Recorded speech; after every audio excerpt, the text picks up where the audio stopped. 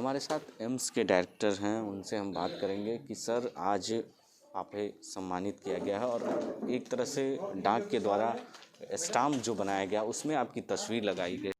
Recognition है समाज की तरफ से, डिपार्टमेंट्स की तरफ से कि एम्स पटना ने कुछ किया है। लेकिन उसमें आपकी तस्वीर भी लगाई गई है सर, ये बहुत बड़ी बात है सर। अब ये तो मैं पोस्टल डिपार्टमेंट से उनका शुक्रगुजार हूँ कि उन्होंने मुझे कुछ ज़्यादा ही सम्मान दिया है।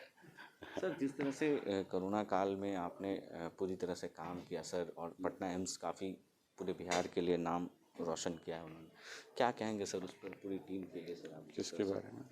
कोरोना काल में सर जिस तरह से, और अभी टीका लग रहा है उसके लिए लोगों के अंदर जो अभी कुछ लोग कह रहे हैं कि ये टीका जो है दो तरह के टीके हैं और गलत गलत तरीके से बताऊंगा। मैं पहले तो अभी थोड़ी देर पहले भी बताया था कि दोनों ही वैक्सीन अच्छी हैं, एक जैसी हैं, सुरक्षित हैं, प्रभावशाली हैं।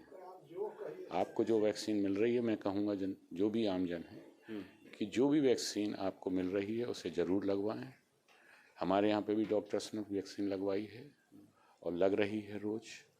सारे जो भी हेल्थ केयर वर्कर्स हैं अभी तो उन्हीं को ही लग रही है, और उसमें सभी तरह के लोग आ गए। हेल्थ केयर वर्क मतलब डॉक्टर्स हैं, सीनियर डॉक्टर्स हैं, नर्सेज हैं, सफाई कर्मचारी हैं। इसमें कोई इशू ही नहीं है। यदि देखा जाए तो इसमें कोई परेशानी नहीं कि आप वैक्सीन ना लें। मुझे आज तक ये अभी तक समझ में नहीं आ पा रहा कि इस पर इतनी भ्रांतियाँ क्यों पैदा हो गई। कोई इशू नहीं है, हमें सबको सुरक्षित रखना है, और सुरक्षित रखना है तो हमें वैक्सीन ज़रूर लेनी चाहिए।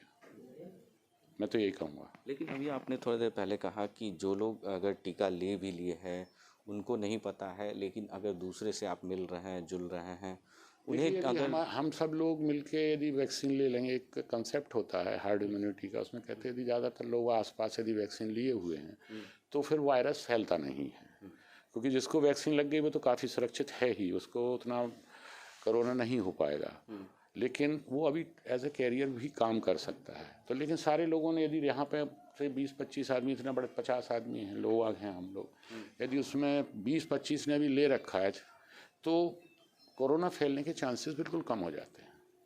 तो यही एक कंसेप्ट है वैक्सीनेशन का कि हम एक तरह से उनको एक इम्यूनिटी प्रदान कर देते हैं, तो वायरस इधर से उधर नहीं भाग पाता, एक से दूसरे में नहीं जा पाता। आज की तारीख में जाता है वो, इसलिए हमें सारा कुछ मास्क पहन रहे हैं, ये सब पहन रहे हैं। लेकिन तब भी मैं फिर कहूँगा कि वैक्सीन लगाने के बाद ये चीज़ें ज़रूर करते रहें। मास्क पहने, डिस्टेंसिंग करें, हाथ को सैनिटाइज करें। लेकिन दोनों टीका में क्या अंतर है सर, ये हम जानना चाहते हैं। ये मैंने अभी बताया था कि दोनों टीका में बेसिकली कोई अंतर नहीं है।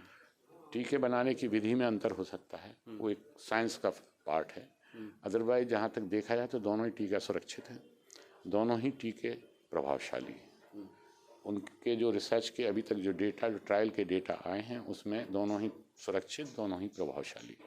तो इसलिए इसमें ज़्यादा हम ना फंसें कि क्या अच्छा है, क्या कितना कोई ज़्यादा अच्छा है, कितना कोई कम अच्छा है, ये हमारा विषय भी नहीं है। जब हमारे साइंटिस्ट, हमारे बड़े बड़े डॉक्टर्स इस चीज़ को ले रहे हैं तो उन्हें मालूम है कि दोनों ही टीके बहुत सुरक्षित हैं और बहुत प्रभावशाली भी हैं।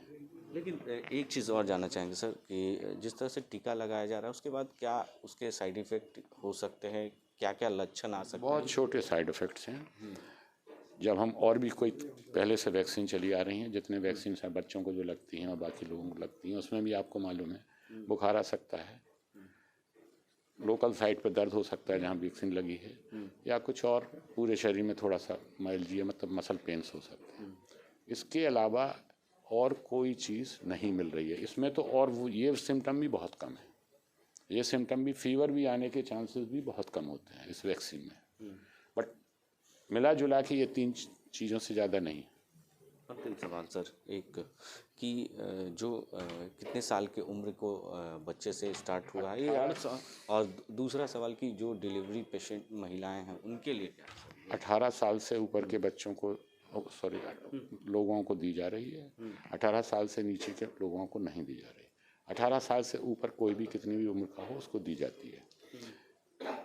लैक्टेटिंग मदर और प्रेग्नेंट मदर को अभी नहीं दी जा रही है, क्योंकि अभी उस पर ज़्यादा काम नहीं हो पाया, तो अभी उस पर नहीं दे रहे। लेकिन हो सकता है फ्यूचर में हम जो है इस पर साइंटिस्ट अपनी एक पूरी रिसर्च लेके आएंगे कि वहाँ पर भी इफ़ेक्टिव है, उसका नुकसान कम है, तो बिल्कुल।